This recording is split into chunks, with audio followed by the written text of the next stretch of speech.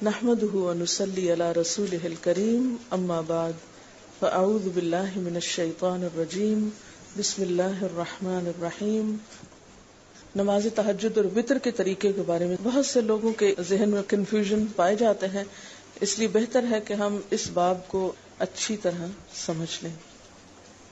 حضرت ابو امامہ رضی اللہ تعالی عنہ روایت کرتے ہیں کہ رسول اللہ صلی اللہ علیہ وسلم نے فرمایا: علیکم بقیام اللیل فإنہ دأب الصالحین قبلکم وہو قربۃ لکم الی ربکم ومغفرۃ للسیئات ومنہاۃ عن الاثم. حضرت ابو امامہ رضی اللہ تعالی عنہ سے روایت ہے کہ رسول اللہ صلی اللہ علیہ وسلم نے فرمایا: تہجد ضرور پڑھا کرو کیونکہ وہ تم سے پہلے صالحین کی روش ہے. یعنی یہ نماز صرف امت مسلمہ کے لیے نہیں بلکہ ہم سے پہلے دیگر امتوں کے جو نیک لوگ گزرے ہیں ان کی روش بھی یہی ہے، اور تمہارے لیے اپنے رب کے قرب کا وسیلہ ہے. یعنی تہجد وسیلہ ہے کس کا؟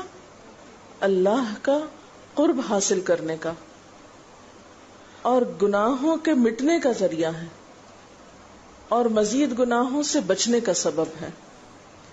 یعنی پچھلے گناہوں کے صاف ہونے کا ذریعہ. نمبر 3، مزید گناہوں سے بچنے کی طاقت انسان کو نصیب ہوتی ہے اس کے ذریعے. یعنی گناہوں سے روک بنتا ہے. یہ روایت جو ہے ابن خزیمہ کی ہے. حضرت ابو ہریرہ رضی اللہ تعالی عنہ روایت کرتے ہیں کہ رسول اللہ صلی اللہ علیہ وسلم نے فرمایا: اس شخص پر اللہ کی رحمت ہو جو رات کو اٹھا، پھر نماز تہجد پڑھی، پھر اپنی بیوی کو جگایا، پھر اس نے نماز پڑھی، پھر اگر عورت غلبہ نیند کے باعث نہ جاگی تو اس کے منہ پہ پانی کے چھینٹے مارے، اور اس عورت پر بھی اللہ کی رحمت ہو جو رات کو اٹھی، نماز پڑھی، اپنے شوہر کو جگایا، پھر اس نے نماز پڑھی، پھر اگر شوہر نہ جاگا تو اس کے منہ پر پانی کے چھینٹے مارے. برابر کی بات ہے، دونوں کے لیے اجر بھی برابر کا ہے اور دونوں کو حق بھی برابر کا ہے جگانے کا، اور دونوں کو پانی کا چھینٹا مارنے کا بھی حق ہے، اور اس میں کسی کی بھی بے عزتی کی بات نہیں. یعنی عورت اگر ایسا کرے اپنے شوہر کے ساتھ تو وہ اس کی طرف سے کوئی روڈنس نہیں ہوگی، کیونکہ عام طور پر جب کسی کو نیند کی حالت میں جگایا جاتا ہے اور خصوصاً اگر اس پہ پانی پھینک دیا جائے تو وہ کیا سمجھتا ہے کہ اس کی بہت بے عزتی ہو گئی یا اس کے ساتھ بہت برا کیا گیا، اور عموماً لوگ اس وقت بہت غصے کا مظاہرہ پھر کرتے ہیں کہ کیوں جگایا جا رہا ہے. حضرت ابو ہریرہ رضی اللہ تعالی عنہ کہتے ہیں کہ رسول اللہ صلی اللہ علیہ وسلم فرماتے تھے: فرض نماز کے بعد سب نمازوں سے افضل تہجد کی نماز ہے. یعنی فرائض بہرحال افضل ہے اور نوافل میں سب سے افضل تہجد کی نماز. رسول اللہ صلی اللہ علیہ وسلم نے فرمایا: جب انسان سوتا ہے تو شیطان اس کے سر کی گدی پر 3 گریں لگاتا ہے اور کہتا ہے کہ رات بڑی لمبی ہے. اس کو تھپکی دیتا ہے اور کہتا ہے لمبی رات ہے، ابھی سوئے رہو، ابھی ٹائم ہے، ٹھہر کے اٹھنا. یعنی اس کو سلائے رکھتا ہے. اگر وہ بیدار ہو کر اللہ کا ذکر کرے، یعنی آنکھ کھلے اور اللہ کا ذکر شروع کر دے تو ایک گرہ کھل جاتی، شیطان کے پھندے سے انسان آزاد ہونے لگتا ہے. اگر وضو کرے تو دوسری گرہ کھل جاتی، اگر نماز پڑھے تو تیسری گرہ کھل جاتی، اور وہ شادمان اور پاک نفس ہو کر صبح کرتا ہے. یعنی جو شخص صبح نماز کے وقت پر، تہجد کے وقت یا پھر کم از کم فجر کے وقت اٹھ جاتا ہے، اللہ کا ذکر کرتے ہوئے وضو کرے اور پھر نماز پڑھ لے، سورج نکلنے سے پہلے پہلے یہ کام کر لے، تو وہ ایک مطمئن شخص کی طرح اٹھتا ہے. ورنہ اس کی صبح خبیث اور سست نفس کے ساتھ ہوتی. عام طور پر ہم اطمینان کی تلاش میں رہتے ہیں، سکون کی تلاش میں رہتے ہیں، اور یہ سوچتے ہیں کہ ہمیں ڈپریشن ہے یا ہمارے اندر ایک غم ہے، تو ہم اس کے اسباب نہیں جانتے کہ سبب کیا ہے. ان کے اسباب میں سے ایک بڑا سبب شیطان کی گرفت میں ہونا ہے. اور شیطان اپنی گرفت ویسے تو دن کے وقت بھی انسان پر رکھتا ہے، لیکن خصوصاً رات کے وقت جب انسان سو جاتا ہے تو وہ نہیں چاہتا کہ سوتا ہوا اٹھے انسان. اور اگر انسان ہمت کر کے اٹھ جاتا ہے، ذکر کرتا ہے، وضو کرتا ہے اور نماز پڑھ لیتا ہے تو یہیں سے اطمینان قلب کا آغاز ہو جاتا ہے، اس کی تسلی ہو جاتی. رسول اللہ صلی اللہ علیہ وسلم نے فرمایا اللہ تعالی ہر رات آسمان دنیا پر نزول فرماتے ہیں، یعنی زمین سے سب سے قریبی آسمان پر. جب 1/3 رات باقی رہ جاتی ہے تو فرماتے ہیں ہے کوئی جو مجھے پکارے. اس وقت اللہ تعالی بندوں کو پکارتے ہیں، ہے کوئی جو مجھے پکارے میں اس کی دعا قبول کروں، ہے کوئی جو مجھ سے مانگے میں اس کو دوں، ہے کوئی جو مجھ سے بخشش طلب کرے تو میں اس کو بخش دوں. گویا یہ وقت دعا کی قبولیت کا وقت ہے. انسان جو مانگے اس کو ملتا ہے، اور خصوصی طور پر بخشش کے طلب کرنے کا وقت ہے. جیسے قرآن پاک میں آتا ہے وَبِالْأَسْحَارِ هُمْ يَسْتَغْفِرُونَ وَبِالْأَسْحَارِ هُمْ يَسْتَغْفِرُونَ، اور سحری کے وقت وہ استغفار کرتے ہیں. اب ہو سکتا ہے کہ آپ کہیں کہ نہیں ہم نے تو زندگی میں کوئی خاص گناہ کیے ہی نہیں، اس لیے ہمیں تو بخشش کی ضرورت ہی نہیں.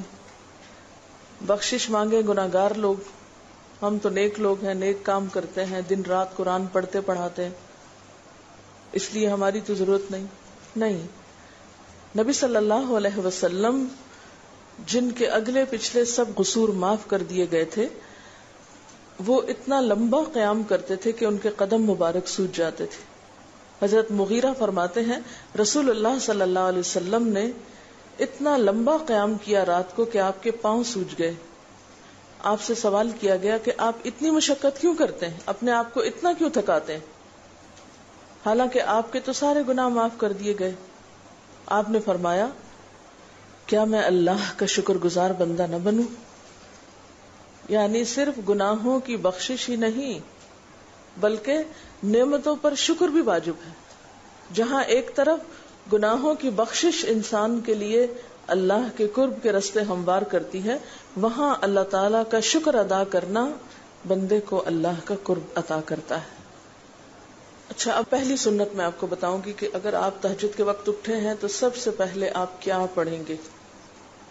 حضرت عائشہ رضی اللہ تعالی عنہا فرماتی ہیں کہ رسول اللہ صلی اللہ علیہ وسلم جب رات کو تہجد کے لیے اٹھتے تو یہ پڑھتے 10 بار اللہ اکبر، 10 بار الحمدللہ، 10 بار سبحان اللہ و بحمدہ، 10 بار سبحان الملک القدوس، 10 بار استغفر اللہ، 10 بار لا الہ الا اللہ، اور پھر 10 بار اللہم اعوذ بک من ضیق الدنیا و ضیق یوم القیامہ، میں تیری پناہ میں آتا ہوں دنیا کی تنگی سے اور قیامت کے دن کی تنگی سے.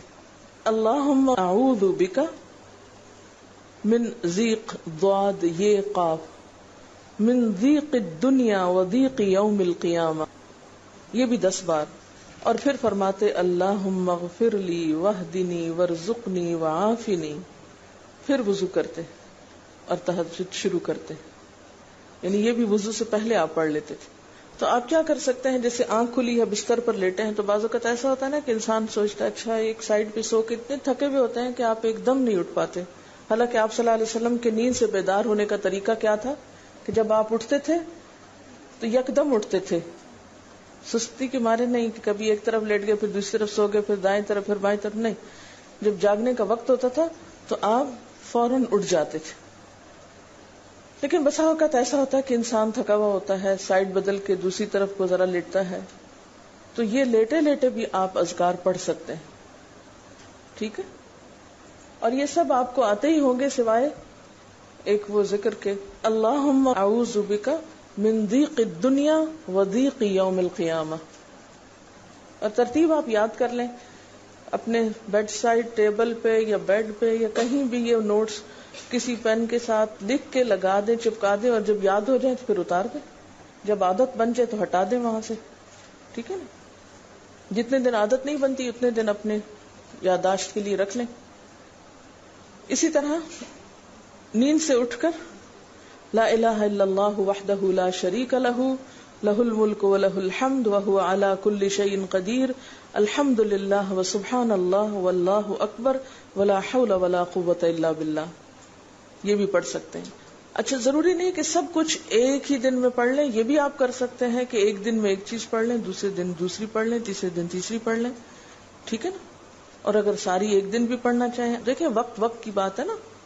ہو سکتا ہے اس وقت عمر کے اس حصے میں آپ پہ بہت ذمہ داریاں ہوں, آپ یہ سب کچھ نہ پڑھ سکتے ہوں, لیکن زندگی کا ایک ایسا وقت بھی آتا ہے جب انسان بوڑھا ہو جاتا ہے, جب اس کے اوپر باقی ذمہ داریاں کم ہو جاتی ہیں, پھر نیند بھی کم ہو جاتی ہے, پھر زیادہ عبادت کا موقع ملتا ہے.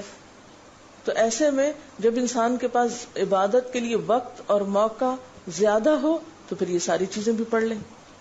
ٹھیک ہے نا؟ پھر اسی طرح یعنی یہ جو روایت ہے کہ جس میں آپ صلی اللہ علیہ وسلم نے فرمایا جو شخص نیند سے جاگے, اور یہ تہجد کے وقت ہی نہیں, اگر فجر کے لیے بھی آپ اٹھ رہے ہیں تو یہ دعا پڑھ سکتے ہیں, لا الہ الا اللہ وحدہ لا شریک لہ, اور پھر الحمد للہ وسبحان اللہ واللہ اکبر ولا حول ولا قوۃ الا باللہ. پھر کہے اللہم اغفر لی, پھر کیا پڑھے اللہم اغفر لی, یا کوئی اور دعا کرے تو قبول ہوگی, اور اگر وضو کر کے نماز پڑھے تو وہ بھی قبول کی جائے گی. صبح اٹھتے ہی اللہ کی تعریف. اور آپ کو معلوم ہے کہ یہ جو چوتھا کلمہ ہے نا, لا الہ الا اللہ وحدہ, اس کو دعا بھی کہا گیا, حالانکہ اس میں صرف اللہ تعالیٰ کی حمد و ثنا ہے, اور یہ یوم عرفہ کی دعا ہے. حدیث میں آتا ہے کہ مجھے اور مجھ سے پہلے انبیاء کو اس دن کی جو بہترین دعا سکھائی گئی, یعنی یوم عرفہ کی دعا, وہ لا الہ الا اللہ وحدہ لا شریک لہ. حالانکہ اس میں مانگنے کی تو کوئی چیز ہی نہیں, صرف اللہ کی حمد و ثنا ہے. جیسے حضرت ایوب علیہ السلام نے کہا تھا انی مسنی الضر وانت ارحم الراحمین, مانگا کچھ نہیں, انت ارحم الراحمین, انت ارحم الراحمین. اللہ تعالیٰ کی تعریف کر کے اللہ تعالیٰ کے نام کے ساتھ اس کو اگر انسان پکار لیتا ہے تو یہ بھی اس کے لیے بہت کافی ہے. ایک اور روایت میں آتا ہے رسول اللہ صلی اللہ علیہ وسلم جب تہجد کے لیے اٹھتے, یعنی آپ ایک مرتبہ اٹھے, یعنی جو صحابی روایت کرتے ہیں, تو آپ نے بیٹھنے کے بعد آسمان کی طرف نظر کر کے سورۃ آل عمران کی آخری 11 آیات 190 سے لے کر 200 تک 11 آیتیں یہ پڑھی, ان فی خلق السماوات سے لے کر بالکل آخر تک. یعنی ضروری نہیں کہ کھڑے ہو کر آپ آسمان کی طرف دیکھیں, آپ اٹھے ہیں, چارپائی پہ بیٹھے ہوئے ہیں, ابھی وضو کے لیے نہیں گئے, بیٹھ کے آسمان کی طرف دیکھ کے پڑھ کے پھر اٹھ سکتے ہیں. اب اس میں آپ دیکھیں نا کہ انسانی نفس کی بھی ایک رعایت ہو جاتی. لیٹے لیٹے آپ نے ایک ذکر پڑھ لیا, بیٹھ کے آپ نے دوسرا پڑھ لیا, پھر آپ وضو کو چلے گئے, تو اس میں وہ جو ایک طبیعت کی کسل مندی ہوتی ہے وہ بھی ساتھ ساتھ اللہ کے ذکر سے دور ہوتی جاتی ہے, اور ایک سٹیپ کے بعد دوسرا سٹیپ لینا بھی آسان ہو جاتا ہے. اچھا, اس میں آپ دیکھیں حکمت کیا ہے کہ آپ صلی اللہ علیہ وسلم نے کیا فرمایا کہ آسمان کی طرف دیکھ کے پڑھا جائے تاکہ اچھی طرح آنکھیں کھل جائیں. تو زبانی یاد کرنے کا مطلب یہ نہیں کہ آپ آنکھیں بند کر کے سوئے سوئے پڑھیں, کیونکہ بعض اوقات ایسا ہوتا ہے نا, آنکھ کھلتی ہے, ذکر شروع کرتے ہیں اور پھر پتہ ہی نہیں چلتا اور ذکر آدھے میں رہ جاتا ہے اور سو چکے ہوتے ہیں. اور پھر اگر آپ کو زبانی یاد نہیں ہوگی نا, دیکھ کے پڑھیں گے تو وہ الماری کی طرف ہی دیکھتے رہیں گے, آسمان کی طرف نہیں دیکھ سکیں گے, تو پھر سنت پوری نہیں ہو سکے گی. اور اسی طرح حضرت ابن عباس روایت کرتے ہیں کہ جب رسول اللہ صلی اللہ علیہ وسلم رات کو تہجد کے لیے کھڑے ہوتے تو اللہ پر تکبیر تحریمہ کے بعد یہ دعا پڑھتے, اللہم لک الحمد انت قیم السماوات والارض ومن فیہن ولک الحمد لک ملک السماوات والارض ومن فیہن ولک الحمد انت نور السماوات والارض ولک الحمد انت ملک السماوات والارض وَلَكَ الْحَمْدُ أَنْتَ الْحَقُّ وَوَعْدُكَ الْحَقُّ وَلِقَاؤُكَ حَقٌّ وَقَوْلُكَ حَقٌّ وَالْجَنَّةُ حَقٌّ وَالنَّارُ حَقٌّ وَالنَّبِيُّونَ حَقٌّ وَمُحَمَّدٌ صلی اللہ علیہ وسلم حق والساعة حق اللہم لک اسلمت وبک آمنت وعلیک توکلت وإلیک انبت وبک خاصمت وإلیک حاکمت فاغفر لی ما قدمت وما اخرت وما اسررت وما اعلنت انت المقدم وانت المؤخر لا الہ الا انت. الہی تیرے ہی لیے ہے ساری تعریف، زمین و آسمان اور جو کچھ ان میں ہے سب کو تو ہی قائم رکھنے والا ہے. تیرے ہی لیے ہے ساری تعریف، زمین و آسمان اور جو کچھ ان میں ہے اس سب کی بادشاہی تیرے ہی لیے ہے. تیرے ہی لیے ہے ساری تعریف، تو ہی روشن کرنے والا ہے زمین و آسمان کو. تیرے ہی لیے ہے ساری تعریف، تو ہی بادشاہ ہے زمین و آسمان کا. تیرے ہی لیے ہے ساری تعریف. تو حق ہے، تیرا وعدہ حق ہے، تیری ملاقات حق ہے، تیرا کلام حق ہے، جنت حق ہے، جہنم حق ہے، تمام انبیاء حق ہیں اور محمد صلی اللہ علیہ وسلم حق ہیں، قیامت حق ہے. الہی میں تیرے سامنے جھک گیا، میں صرف تیرے ساتھ ایمان لایا، میں نے صرف تجھی پر بھروسہ کیا، میں نے صرف تیری طرف رجوع کیا، صرف تیری ہی مدد سے دشمنوں سے جھگڑتا ہوں، میں نے صرف تجھے ہی اپنا حاکم مانا.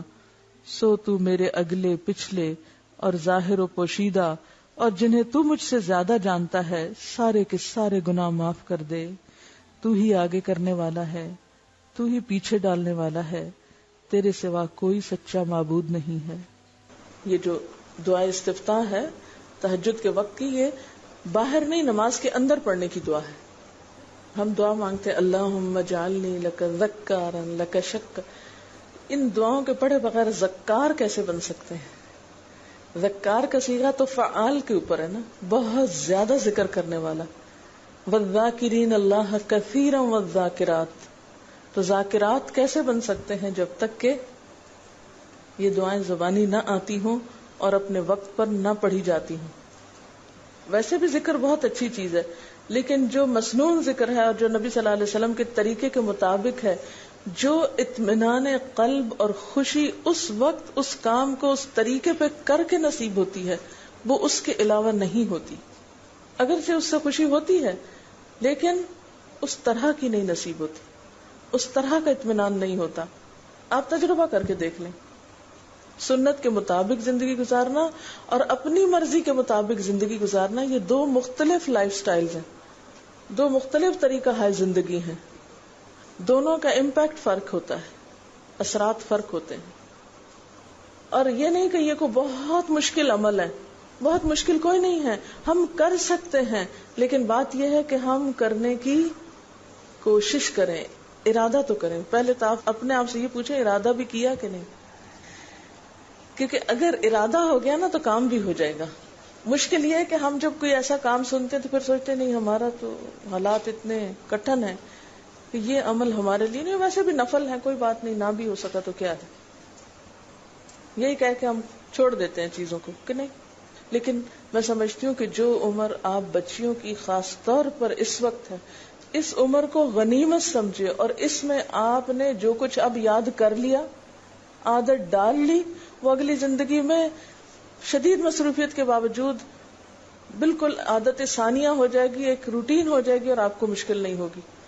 لیکن اگر اب نہیں عادتیں ڈالی، کل کو یا نئے سرے سے عادت ڈالنا بہت مشکل ہوگا. سنت مشکل نہیں ہے، صرف یہ ہے کہ ارادے، نیت اور پھر کوشش کی ضرورت ہے. کر لیں گے تو ہو بھی جائے گا، آخر کرنے والے کرتے ہی ہیں نا. لیکن جب ہم پہلے ہی سے سوچ لیتے نہیں بڑا مشکل، وہ تو اللہ والے کرتے ہیں اور وہ تو نیک لوگوں کا کام ہے، ہم تو نہ اللہ والے ہیں اور نہ ہی نیک ہیں، تو کیوں نہیں ہے، ہو جائے. اب آپ صلی اللہ علیہ وسلم کے تہجد کی کیفیت کیا تھی؟ حضرت ابو ذر کہتے ہیں کہ رسول اللہ صلی اللہ علیہ وسلم نے تہجد میں اتنا قیام کیا کہ اس ایک آیت کو پڑھتے پڑھتے صبح کر دی، ایک آیت پڑھتے پڑھتے صبح کر دی. کون سی آیت تھی وہ؟ ان تعذبہم فانہم عبادک وان تغفر لہم فانک انت العزیز الحکیم. ایک آیت کو اتنی دفعہ پڑھا اور پڑھتے رہے اور پڑھتے رہے اور پڑھتے رہے، اسی میں صبح ہو گئی. تو طویل قیام جو ہے ضروری نہیں کہ وہ صرف کس وقت ہو، کوئی لمبی سورت پڑھ کے ہی. چھوٹی صورت بھی ہو سکتی ہے، لیکن روح کے ساتھ، شعور کے ساتھ اگر آپ دوہرا کے بھی پڑھیں. مثال کے طور پہ آپ نے کوئی صورت یاد کر لی ہے اور آپ پڑھنے کھڑے ہوئے ہیں اور آپ کو صحیح طرح آتی نہیں ہے، یا آتی ہے تو اتنی تیز نہیں آتی، بہت رٹی ہوئی نہیں ہے، تو کوئی بات نہیں، ایک ایک آیت کو 2 دفعہ 3 دفعہ بھی آپ اس کو پڑھ سکتے ہیں، اور اس طرح بھی پڑھ کے لمبا کر سکتے ہیں. یعنی طویل قیام صرف زیادہ قرات سے ہی نہیں، مختلف طریقوں سے ہو سکتا ہے. یہ آیت ہے سورۃ المائدہ کی 118 نمبر آیت ہے. اگر تو انہیں عذاب دے تو وہ تیرے بندے ہیں، اور اگر تو انہیں معاف کر دے تو یقیناً تو غالب اور حکمت والا ہے. حضرت حذیفہ رضی اللہ تعالی عنہ نے نبی صلی اللہ علیہ وسلم کو تہجد پڑھتے دیکھا. وہ کہتے ہیں سورۃ فاتحہ کے بعد آپ نے سورۃ بقرہ پڑھی، پھر رکوع کیا. آپ کا رکوع آپ کے قیام کی مانند تھا. ہماری تو کمر نہ ٹوٹ جائے. کر کے تو ذرا دیکھیں. میں نے زندگی میں پہلی دفعہ رمضان میں طویل رکوع اور سجدے کا موقع ملا. اس سے پہلے تو اس طرح کا سچ پوچھے کانسیپٹ بھی کوئی نہیں تھا، کیونکہ بہت سی چیزیں جب ہم پڑھتے ہیں تو ہم کہتے ہیں ہاں یہ نبی صلی اللہ علیہ وسلم کے لیے ہے، یہ تو آپ کی شان ہے اور آپ کا مقام ہے. ہم تو عام کمزور بندے ہیں. اصل میں ہم کمزور کیوں ہیں؟ اس لیے کہ ہم نے اپنی انرجیز بیکار باتوں میں بہت لگا رکھی، بیکار غم پالے ہوئے ہیں، بیکار مشغلے ہیں، بیکار گفتگویں ہیں. انرجی تو لگتی ہے نا. آپ فضول کی باتیں سوچیں تو کیا انرجی نہیں لگے گی؟ آپ لایانی چیزوں پہ کڑنا شروع کر دیں، کیا انرجی نہیں لگے گی؟ لگے گی. تو پھر آپ کے پاس کوئی تعمیری مثبت کام کرنے کے لیے نہ وقت ہے نہ انرجی ہے. پھر اس وقت تک آپ خالی ہو چکے ہوتے ہیں. رات کو دیر تک آپ اگر فضول گپ شپ کرتے رہیں تو صبح اٹھے گا کون، اور پھر صبح پڑھے گا کون، اور اگر پڑھیں بھی تو کیا پڑھیں اس میں. کبھی آپ نے سوچا کہ احادیث کی یہ جو کتابیں ہیں یہ ساری کی ساری صرف آپ کی گفتگو نہیں، آپ کے عمل کا بھی احاطہ کیے ہوئے ہیں، اور ٹوٹل آپ کی گفتگو یہی ہے. اور اگر ہم اپنی گفتگو کو دیکھیں اور ہماری باتوں کی کوئی کتاب تیار ہو، نبی صلی اللہ علیہ وسلم کی عظمت کو پہچانیں، ہم اپنی گفتگو کا جائزہ لیں. اگر ہماری گفتگو بھی ریکارڈ ہو کر لوگوں کے پاس جانے لگے، لوگوں تک پہنچنے لگے، ہم عملی نمونہ کیوں نہیں لوگوں کے لیے؟ ہمیں دیکھ کر لوگوں کے عمل کیوں نہیں بدلتے؟ ہماری بات لوگوں پر اثر کیوں نہیں کرتی؟ کبھی سوچا ہم نے؟ صرف اپنی گفتگو کے آئینے میں ہی اپنے آپ کو پہچان لیں کہ ہم کہاں ہیں، کون ہیں، کہاں کھڑے ہیں. لوگوں کے بیچ میں کیا باتیں کرتے ہیں، لوگوں کے پیٹھ پیچھے کیا باتیں کرتے ہیں، کہاں کس حال میں کیا کر رہے ہوتے ہیں. ہر شخص اپنے آپ کو خود پہچان سکتا ہے. کیا واقعی ہم اس لائق ہیں کہ کوئی ہم سے کچھ سیکھے؟ صرف اپنی گفتگو کے آئینے میں خود کو پہچانے. بعض اوقات کتنا بیکار بولتے ہیں، کتنا بے مقصد بولتے ہیں، کتنا ضرورت سے زائد بولتے ہیں. اس کا یہ مطلب نہیں کہ مصنوعی خاموشی اپنے اوپر مسلط کر لیں، کیونکہ پھر ہم دوسری ایکسٹریم پہ نکل جاتے ہیں. لیکن بامقصد گفتگو کتنی ہے ہماری باتوں میں جو واقعی فائدہ مند ہو. تو پھر ذرا روک بھی لیا کریں نا اپنے آپ کو. اپنے ساتھ خود ہی محنت کریں گے تو بات بنے گی. سوچیں تو، احساس تو کریں. جب کریں گے تو انشاءاللہ کامیابی بھی ہوگی. لیکن پہلی بات تو یہ نا کہ ہم جو کچھ کرتے ہیں نہ اس کا حساب کرتے ہیں، نہ اس کے بارے میں سوچتے ہیں کہ ہم کر کیا رہے ہیں.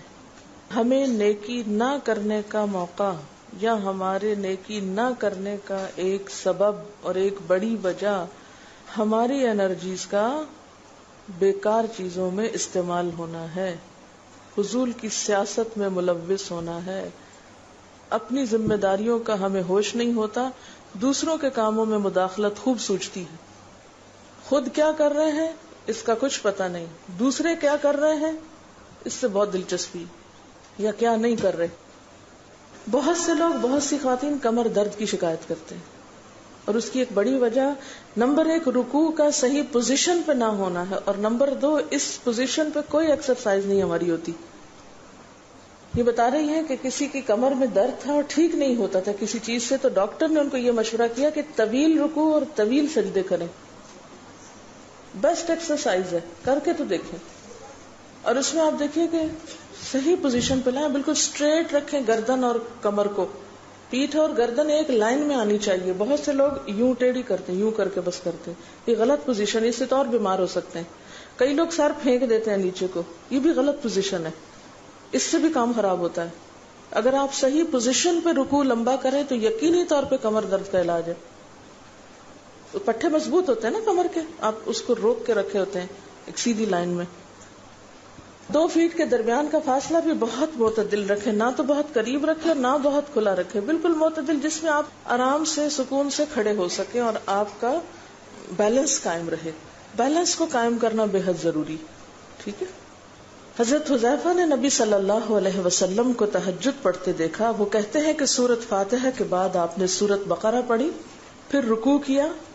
آپ کا رکوع آپ کے قیام کی مانند تھا، یعنی جتنا لمبا قیام تھا اسی طرح رکوع تھا.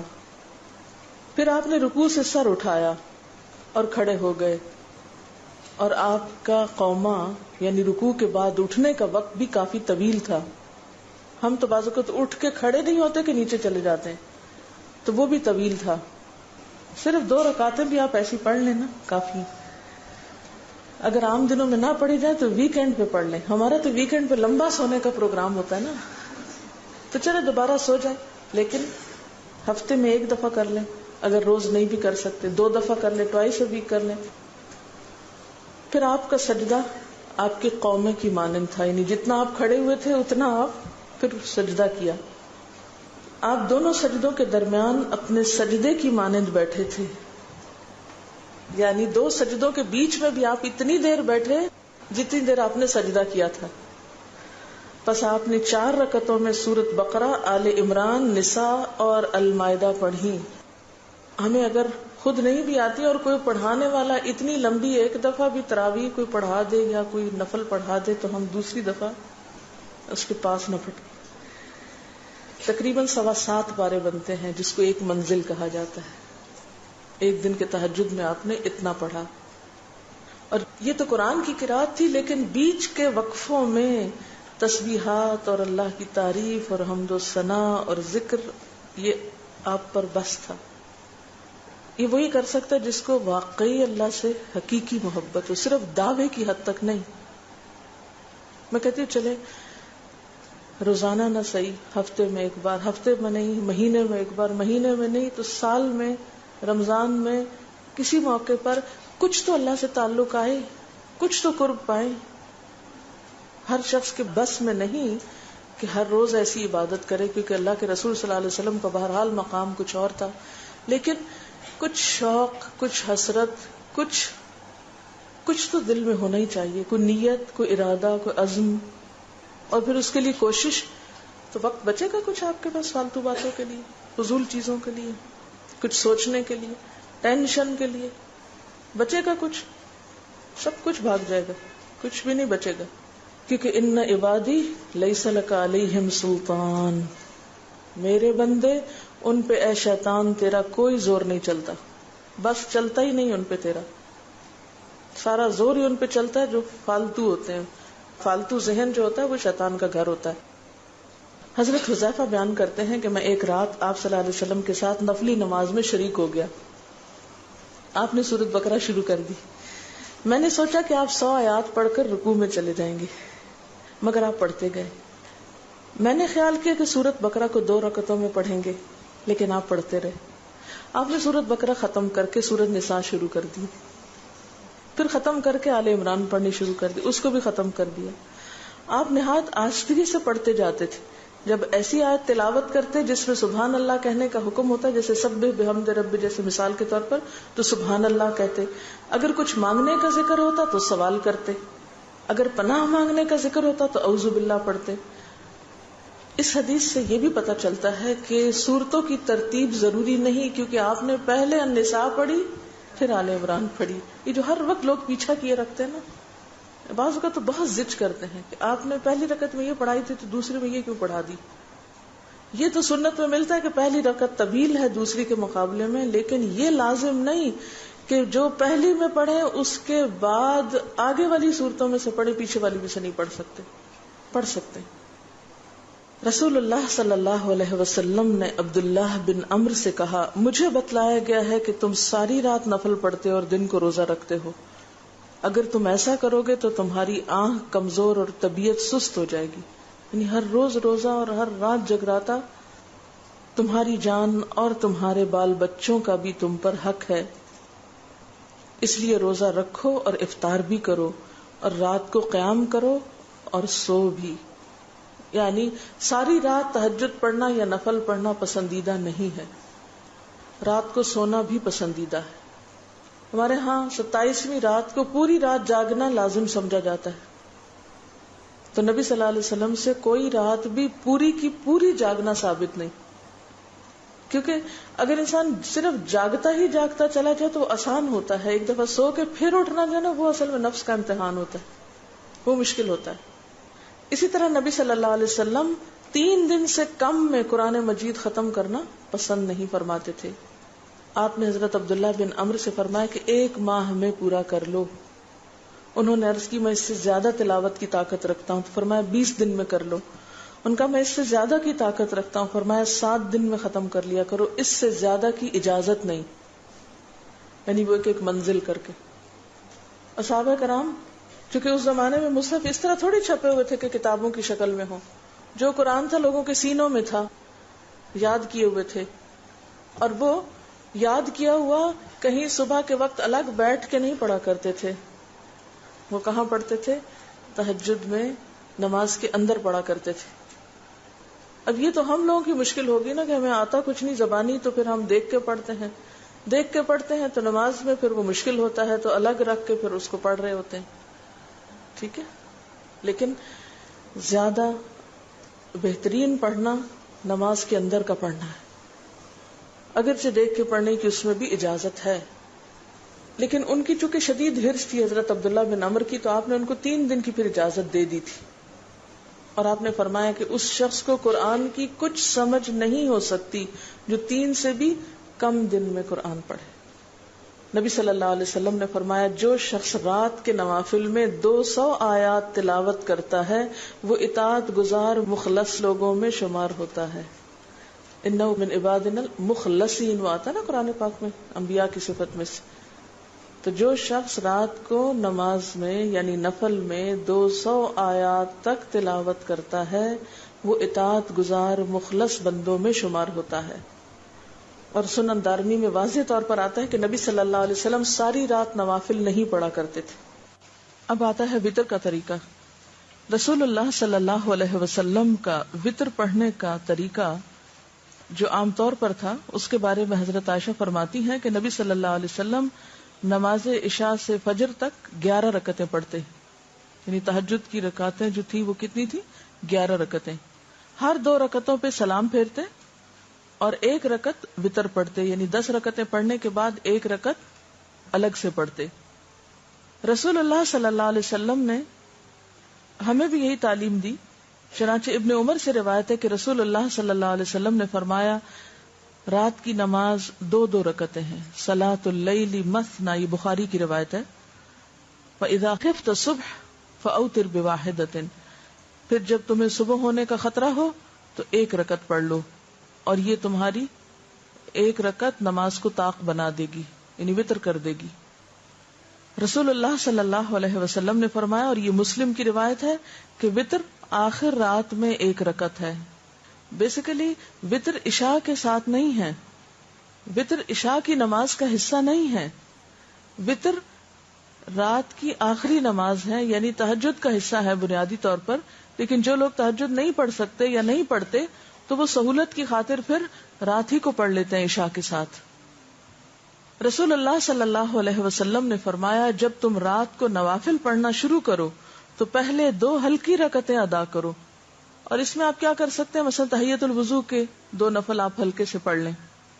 ٹھیک ہے نا، وضو کر کے تہجد شروع کرنے سے پہلے ہلکی رکعتیں، یعنی جس میں چھوٹی کوئی صورتیں 2 پڑھ کے تو اسے آپ ختم کر لیں، اور نیت میں رکھیں کہ آپ یہ تحیۃ الوضو پڑھ رہے ہیں، اور اس کے بعد پھر آپ دوسرے نوافل بھی پڑھ سکتے ہیں.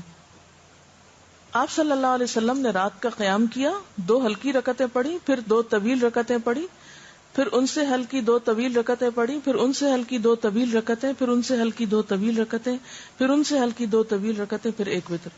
یعنی پہلے 2 ہلکی رکعتیں، پھر اس کے بعد طویل نماز یعنی 2 لمبی رکعت، پھر اس کے بعد ہر 2 رکعتیں جو تھی وہ پہلے سے کم ہوتے ہوتے پھر 1 وتر پہ آ گئی. یعنی کرنے کا تو آپ کچھ بھی کر لیں، لیکن وہ جو اتباع کا معاملہ ہے نا کہ چھوٹی چھوٹی چیزوں میں فالو کرنا، اس کا اپنا ہی ایک مزہ ہے، اپنا ہی ایک لطف ہے، اور یہ مسلم کی روایت ہے. پھر 1 رکعت وتر پڑھا اور یہ 13 رکعتیں ہوئی. حضرت عائشہ روایت کرتی ہیں کہ رسول اللہ صلی اللہ علیہ وسلم 1 رکعت وتر پڑھتے، آخری 2 رکعتوں اور 1 رکعت کے درمیان بات چیت بھی کرتے. یعنی اگر وتر آپ اس طرح پڑھ رہے ہیں کہ 2 ایک دفعہ پڑھ کے اور ایک دفعہ، تو اس کے بیچ میں سلام کر کے بات بھی ہو سکتی. حضرت ابن عمر روایت کرتے ہیں کہ رسول اللہ صلی اللہ علیہ وسلم وتر کی 2 اور 1 رکعت میں سلام سے فصل کرتے. یعنی اگر 3 رکعت پڑھ رہے ہیں تو 2 پڑھ کے سلام پھیر کے پھر 1 الگ. حضرت ابن عباس سے کہا گیا کہ امیر المومنین حضرت معاویہ نے 1 ہی وتر پڑھا ہے. حضرت ابن عباس نے فرمایا کہ انہوں نے درست کام کیا، وہ فقیہ اور صحابی ہیں. یہ بخاری کی روایت ہے. امام مروزی فرماتے ہیں کہ فصل کی 1 رکعت والی احادیث زیادہ ہیں، یعنی اس طرح پڑھنے کا طریقہ زیادہ روایت ہوا ہے. کس طرح؟ یعنی 3 رکعتیں مغرب کی طرح پڑھنے کی ممانعت ہے. 3 رکعتوں میں 2 الگ پڑھ کے سلام پھیر کے اور پھر 1 کھڑے ہو کے الگ پڑھ لی. حضرت عائشہ فرماتی ہیں کہ رسول اللہ صلی اللہ علیہ وسلم رات کو کبھی 7 کبھی 9 کبھی 11 رکعتیں پڑھتے تھے. یہ فرق کیوں ہے؟ کبھی 7 پڑھی تو مطلب کیا ہے؟ 6 نفل ہوئے اور 1 وتر ہوا. کبھی 9 تو 8 کے بعد 1، کبھی 11 10 کے بعد 1. ایسا کیوں تھا؟ ہمیشہ 1 نمبر کیوں نہیں رکھا؟ ایک تو اس میں یہ کہ وسعت ہے، کوئی ایک لگی بندی روٹین نہیں. دوسری بات یہ کہ یہ بھی یاد رہے کہ نوافل میں فرض کے درجے میں گنتی نہیں پوری کریں گے آپ. اب فرض جیسے 4 رکعتیں تو آپ کبھی یہ نہیں کر سکتے کبھی 3 پڑھ لی، کبھی 2 پڑھ لی، کبھی 1 پڑھ لی، کبھی 4 پڑھ لی، کبھی 5 پڑھ لی. یہ نہیں کر سکتے. 4 فرض ہیں تو 4 ہی پڑھیں گے، ٹھیک ہے نا، 3 نہیں کر سکتے. لیکن تہجد جو ہے وہ نفل نماز ہے، تو اس میں یہ بھی روایت میں آتا ہے کبھی آپ بیمار ہوتے تو بیٹھ بھی جاتے تھے. ٹھیک ہے. حضرت ابو ایوب روایت کرتے ہیں کہ رسول اللہ صلی اللہ علیہ وسلم نے فرمایا وتر ہر مسلمان پر حق ہے، بس جو شخص 5 رکعت وتر پڑھنا چاہے تو 5 رکعت پڑھے، جو 3 پڑھنا چاہے وہ 3 پڑھے، جو 1 پڑھنا چاہے وہ 1 پڑھے. یہ ابو داؤد کی روایت ہے. یعنی اس میں بھی وسعت ہے، زیادہ اور کم دونوں میں چوائس ہے، کر سکتے ہیں. رسول اللہ صلی اللہ علیہ وسلم رات کو کل 13 رکعت پڑھتے، ان میں 5 رکعت وتر پڑھتے تھے، اور ان 5 وتروں میں کسی رکعت میں تشہد کے لیے نہ بیٹھتے مگر آخر میں. یہ صحیح مسلم کی روایت ہے. یہ طریقہ بھی آپ سے معلوم ہوتا ہے. یعنی 2 طریقے پتہ چلے نا، ایک تو یہ کہ 2 پڑھ کے اور آخری رکعت 1 الگ، ٹھیک ہے. دوسرا کیا ہے کہ 2 پڑھ کے مثلا 6 پڑھ لی اور اس کے بعد 5 رکعتیں مسلسل بغیر بیچ میں اتحیات پڑھے. ٹھیک ہے. تو آپ 5 یا 7 یا 3 یا 9 اگر وتر کی نیت سے پڑھ رہے ہیں تو پھر آپ کس طرح پڑھیں گے؟ بغیر اتحیات پڑھے، رکعت پہ رکعت پڑھتے پڑھتے بس آخری دفعہ اتحیات پڑھیں گے. اور آپ یہ بھی کر سکتے ہیں کہ 2 کر کے اور آخر میں 1 الگ پڑھ لیں. یعنی دونوں طریقے درست ہیں. حضرت عائشہ سے روایت ہے کہ رسول اللہ صلی اللہ علیہ وسلم پہلی رکعت وتر میں سبح اسم ربک الاعلی، دوسری میں قل یا ایھا الکافرون، اور تیسری میں قل ھو اللہ احد پڑھا کرتے تھے. نبی صلی اللہ علیہ وسلم نے فرمایا 1 رات میں 2 بار وتر پڑھنا جائز نہیں. یہ ابو داؤد کی روایت ہے. رسول اللہ صلی اللہ علیہ وسلم نے فرمایا 3 وتر نہ پڑھو، 5 یا 7 وتر پڑھو اور مغرب کی مشابہت نہ کرو. یعنی یہ 3 نہ پڑھو کا مطلب یہ نہیں کہ 3 پڑھ ہی نہیں سکتے، اس سے مراد یعنی مغرب کی طرح 3 نہ پڑھو. مغرب میں کیا ہوتا ہے 2 پڑھ کے اتحیات بیٹھ کے پھر بغیر سلام پھیرے ہم کھڑے ہو جاتے ہیں، پھر تیسرا ساتھ ہی پڑھ لیتے ہیں. تو اس میں یہ کہ اگر 3 آپ نے اکٹھی پڑھنی ہے تو بیچ کا اتحیات نہ پڑھے، تینوں اکٹھی پڑھ لیں، مراد یہ. نبی صلی اللہ علیہ وسلم نے فرمایا جو شخص آخر رات میں نہ اٹھ سکے تو وہ اول شب میں وتر پڑھ لے. ٹھیک ہے. اور جو آخر رات اٹھ سکے وہ آخر رات وتر پڑھے، کیونکہ رات کی آخری نماز وتر ہے. نبی صلی اللہ علیہ وسلم نے فرمایا رات کو اپنی آخری نماز وتر کو بناؤ. یعنی اگر تہجد کی نیت ہے تو پھر وتر صبح پہ چھوڑ دو، لیکن اگر یہ شک ہے کہ پتہ نہیں آنکھ کھلے گی کہ نہیں تو پڑھ کے سو جاؤ. اور اس صورت میں اگر آپ پھر پڑھ رہے ہیں دوبارہ تو کیا کریں گے؟ پھر خالی نفل بھی پڑھ سکتے ہیں. 1 رات میں 2 دفعہ نہیں، یعنی رات کو بھی پڑھے پھر سویرے اٹھ کے دوبارہ وتر پڑھے، ایسا نہیں ہوتا. اگر آپ کو پڑھ لی ہے تو پڑھ لی ہے، اگر سویرے آنکھ کھل گئی ہے نفل پڑھنا چاہتے ہیں پڑھ لیں. بعض لوگ اس میں یہ بھی سجیسٹ کرتے ہیں، جس کی میرے پاس ابھی دلیل کوئی نہیں ہے لیکن سنا ہے میں نے اسی طرح، کہ اگر آپ رات کو وتر پڑھ کے سو گئے تو صبح اٹھ کے پہلے 1 رکعت الگ پڑھ لیں. وہ کیا ہوگی رات کی نماز کو طاق کر دے گی، پھر دو پڑھ لیں، پھر آخر میں ایک پڑھ لیں. لیکن اس کی میرے پاس دلیل نہیں ہے سنت سے کوئی. میں نے اس طرح کسی عالم کو کہتے ہوئے سنا تھا، لیکن بہرحال اب آپ پریشان ہو رہے ہوں گے کہ یہ تو سب کنفیوژن ہو گئی. اسی کنفیوژن سے بچانے کے لیے تو ہمیں ایک آسان طریقہ بتا دیا گیا ہے جو ہماری درسی نصابی سب نماز کے طریقوں کی کتابوں میں لکھا ہوا ہے، 3 وتر پڑھنے کا طریقہ، اور ہم کھٹ سے پڑھ کے فارغ ہو جاتے ہیں.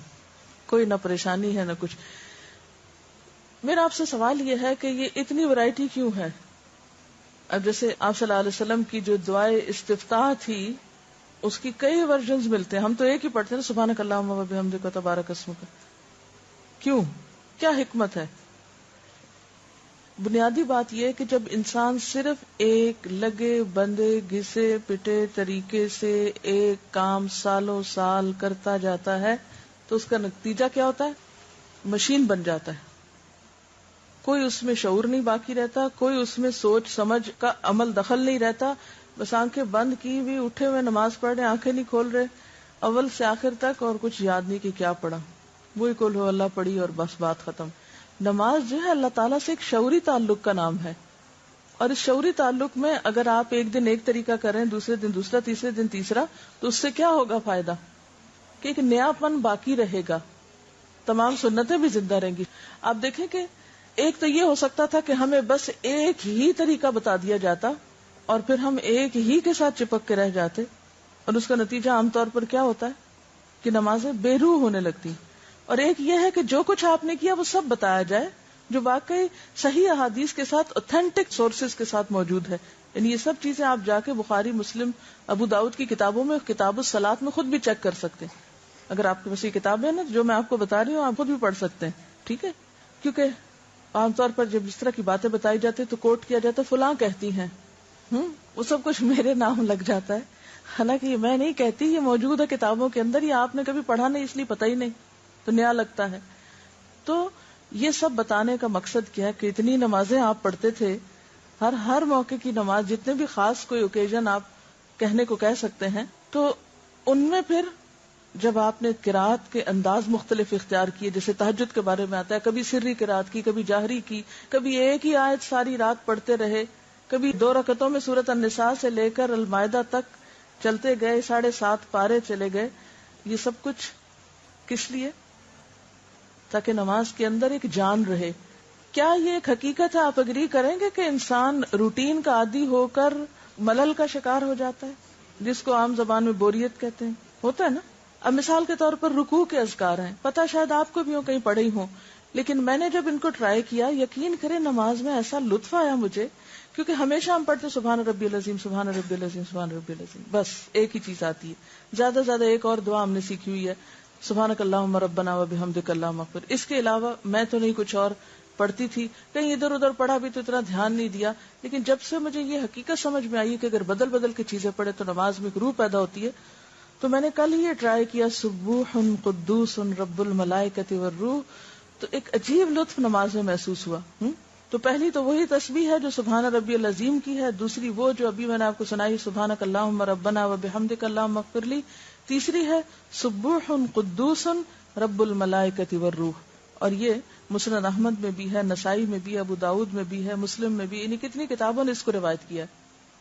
پھر اسی طرح 6 حدیث کی کتابوں میں روایت ہوئی ہے یہ دعا رکوع کی، اللہم لک رکعت و بک آمنت و لک اسلمت خشع لک سمعی و بصری و مخی و عظمی و عصبی. اے اللہ میں نے تیرے لیے رکوع کیا، تجھ پر ایمان لایا، تیرے لیے اسلام لایا، جھکے ہوئے ہیں تیرے لیے میرے کان اور میری آنکھیں اور میرا دماغ اور میری ہڈیاں اور میرے اعصاب، سب کچھ تیرے آگے جھکا ہوا ہے.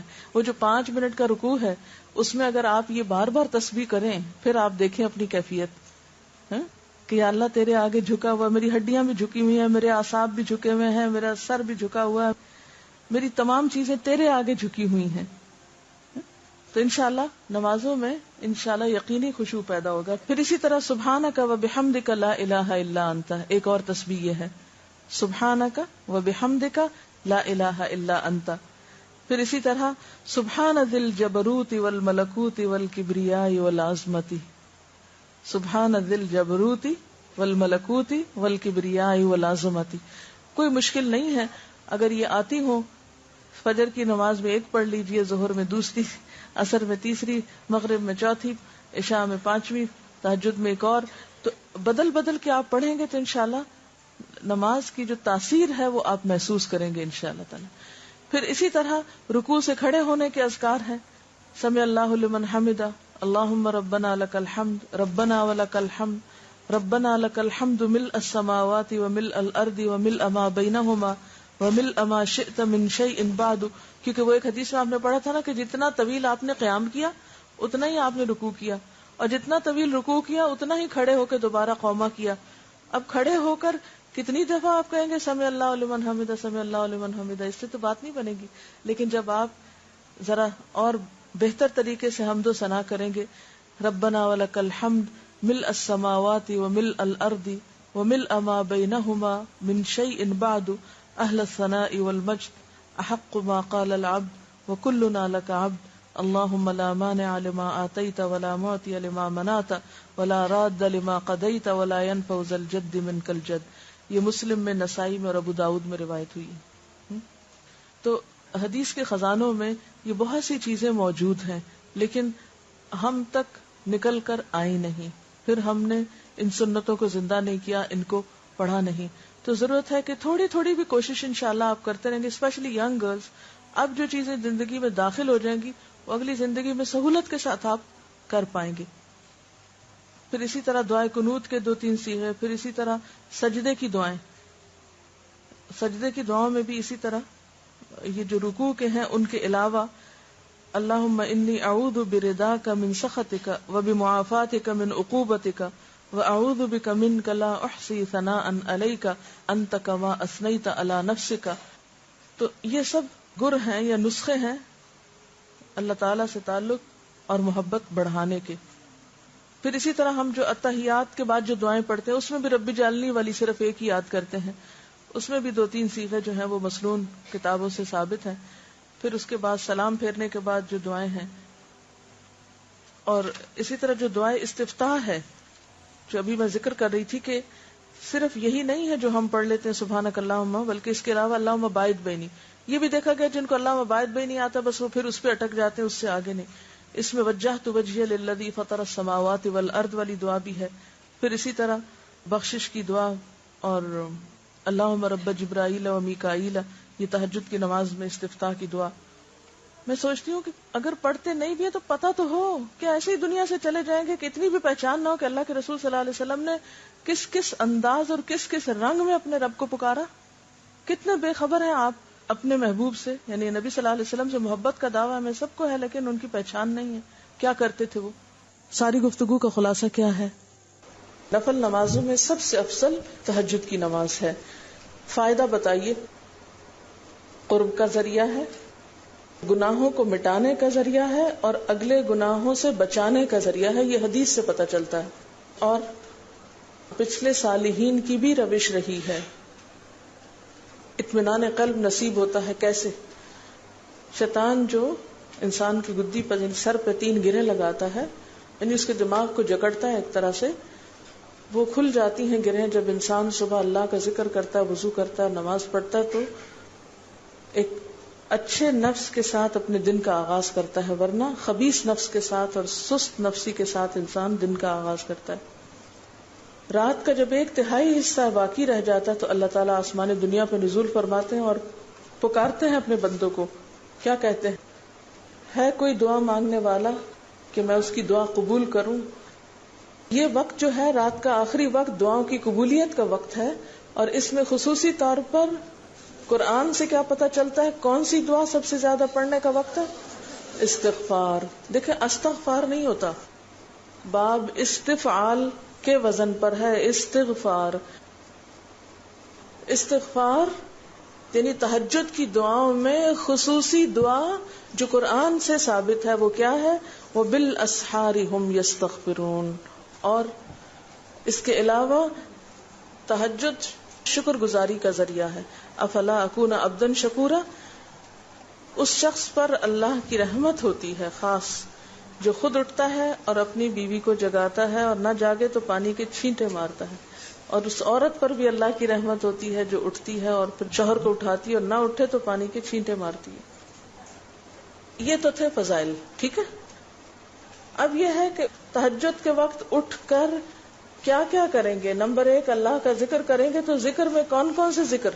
پہلا ذکر اللہ اکبر 10 بار، 10 بار الحمدللہ، 10 بار سبحان اللہ و بحمدہ، 10 بار سبحان الملک القدوس، 10 بار استغفر اللہ، 10 بار لا الہ الا اللہ، 10 بار اللہم اعوذ بک من ضیق الدنیا و ضیق یوم القیامہ۔ یہ ہے ذکر اٹھتے ہی کرنے کا۔ اور پھر اس کے بعد کیا کرنا ہے؟ وضو سے پہلے آل عمران کی آخری 11 آیات، اور اس کے بعد چوتھا کلمہ۔ چوتھا کلمہ پڑھنے کے بعد اگر کوئی اللہم اغفر لی کہتا ہے تو کیا فائدہ بتایا گیا اس کا؟ اس کو بخش دیا جاتا ہے۔ اور اگر وہ نماز پڑھتا ہے اس کے بعد یعنی تہجد کی، تو اس کی نماز بھی قبول کی جاتی ہے۔ تہجد کی دعائے استفتاح کیا ہے؟ تہجد کی دعائے استفتاح، ایک تو ہر نماز کی دعائے استفتاح ہے نا، سبحانک اللہم و بحمدک و تبارک اسمک۔ تو تہجد کی اللہم لک الحمد انت قیم السماوات والارض ومن فیہن آخر تک۔ اس کے بعد آپ کے قیام اور رکوع اور سجود اور قومہ اور جلسہ استراحت، 2 سجدوں کے بیچ میں جلسہ، یہ کیسے ہوتے تھے؟ آپ کی قرات تہجد میں کیسی تھی؟ ایک طریقہ یہ ملتا ہے کہ ایک مرتبہ ایک آیت پڑھتے پڑھتے صبح کر دی، اور دوسرا طریقہ کیا ملتا ہے؟ سورۃ بقرہ، سورۃ آل عمران، سورۃ النساء اور سورۃ مائدہ، تقریباً 7.25 پارے۔ دوسری روایت میں یہ بات پتہ چلتی ہے۔ اور وہ شخص کس میں لکھ لیا جاتا ہے جو 200 آیات پڑھ لے؟ اطاعت گزار مخلص لوگوں میں۔ اس سے ایک نئی بات یہ پتہ چلتی ہے کہ آپ نے سورۃ بقرہ کے بعد النساء شروع کر دی اور آل عمران بعد میں پڑھی، جس سے یہ پتہ چلتا ہے کہ سورتوں کی ترتیب کا ہونا لازم نہیں۔ قیام اللیل الگ ہے، وتر الگ ہے۔ آپ اگر قیام اللیل 4 رکعت پڑھنا چاہتے ہیں اور 5 رکعت وتر پڑھنا چاہتے ہیں تو آپ ایسے بھی کر سکتے ہیں۔ اگر قیام اللیل کے 8 پڑھنا چاہتے ہیں اور 3 وتر پڑھنا چاہتے ہیں تو یہ بھی ٹھیک ہے۔ وتر وتر ہے، نفل نفل ہے، یعنی وتر ایک سیپریٹ نماز ہے، الگ نماز ہے۔ جو چاہے 5 پڑھ لے ایٹ اے اسٹریچ، جو 3 پڑھنا چاہے 3 پڑھ لے ایٹ اے اسٹریچ، جو 1 پڑھنا چاہے 1 پڑھ لے، ٹھیک ہے۔ اچھا، اس سے پہلے نوافل آپ 2 پڑھنا چاہیں 2 پڑھ لیں، 4 پڑھنا چاہیں 4 پڑھ لیں، ٹھیک ہے۔ لیکن آپ صلی اللہ علیہ وسلم اگر 5 وتر پڑھتے تھے تو پھر باقی نوافل 4 پڑھتے تھے۔ یہ نہیں کہ آپ پہلے 10-20 نفل پڑھیں اور پھر اس کے بعد وتر۔ جلدی جلدی پڑھنے سے بہتر ہے کہ آپ کے طریقے پر لمبی نماز پڑھیں، لیکن اس کو سنت کے اندر ہی رہنے دیں۔ قیام اللیل کیا ہے؟ رات کے شروع میں ہو تو تراویح کہلاتا ہے، بعد میں ہو تو تہجد۔ اگر پہلے پڑھ لیا تو بعد میں تکلف نہ کریں، لیکن اگر آپ 2 وقت میں، یعنی آپ کہتے ہیں کہ ویسے تو میری آنکھ نہیں کھلتی، چلو میری نمازیں پتہ نہیں کتنی زندگی میں ضائع ہوئی، کیونکہ آپ کو پتہ ہے یہ حدیث مجھے بہت ڈراتی ہے کہ ایون جو لوگ پوری نماز بھی پڑھتے ہیں تو کسی کو اس کی نماز میں سے 10واں حصہ ملتا ہے، کسی کو اس کی نماز میں سے 5واں حصہ ملتا ہے۔ اور ایک حدیث میں آتا ہے کہ لک من صلاتک ما اقلت منہا، تمہارا اپنی نماز میں اتنا ہی حصہ ہے جس کو تم نے سمجھ کے پڑھا۔ اقلت یعنی جو تمہاری شعوری نماز تھی۔ اب اللہ ہی بہتر جانتا ہے جو ہم پڑھتے ہیں وہ کتنا حصہ ہمیں اس میں سے نصیب ہوتا ہے۔ تو اب اگر کوئی شخص رمضان میں اٹھ ہی گیا ہے رات کو، تو آپ اسے کہ نہیں پابندی لگ گئی تمہاری، بس سٹاپ یہی ختم کرو، رات کو تراویح پڑھ چکے اب نفل نہیں، تہجد کے وقت پڑھو، تو نہیں، پڑھنے دیں اس کو نفل، کیونکہ نوافل پہ کوئی قید نہیں ہے۔ ایک ہے احسن مسنون طریقہ، ٹھیک ہے، جو آپ صلی اللہ علیہ وسلم کا تھا، صحابہ کرام نے اختیار کیا اس کے بعد، اور ایک یہ ہے ہم جیسے نکمے لوگوں کا کہ جو اتنی ذاتیاں اپنی جان پر اتنے قصور کرتے ہیں، ادھر سے صحیح نہیں پڑی ادھر سے صحیح نہیں پڑی، تو جب جو موقع نصیب ہو پھر اس سے فائدہ اٹھا لیں۔ تو ایسی چیزوں پہ لوگوں پہ بہت سختی کر کے انہیں روکے نہ کہ اچھا رات کو پڑھ کے آئے تھے اب پھر تم کیوں کھڑے ہو گئے، رکو رکو یہاں، ایسا نہیں کریں، کرنے دیں، نفل ہی ہے نا، ٹھیک ہے نا، لیکن سنت بتا دیں کہ مسنون کیا ہے۔